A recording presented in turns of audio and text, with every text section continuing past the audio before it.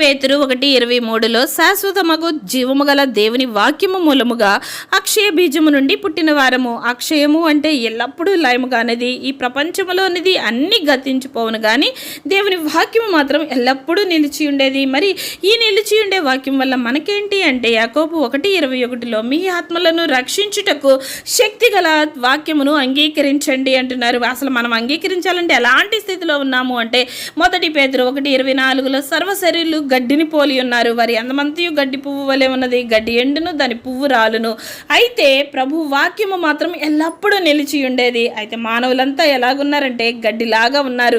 దేవుని వాక్యము ఎలా ఉందంటే ఎల్లప్పుడూ నిలిచి ఉండేదిగా ఉంది. మరి ఈ వాక్యము వైపు మనం మనస్సు త్రిప్పుకొన్నట్లయితే మనము బ్రతుకుతాము అని యెహెజ్కేలు 18:32లో ఉంది. మనం బ్రతకాలి అంటే అపోస్తులు 2:38లో మీరు మారు మనస్సు పొంది పాప క్షమాపణ నిమిత్తము ప్రతివాడు యేసుక్రీస్తు నామమున బాప్తిస్మం పొంది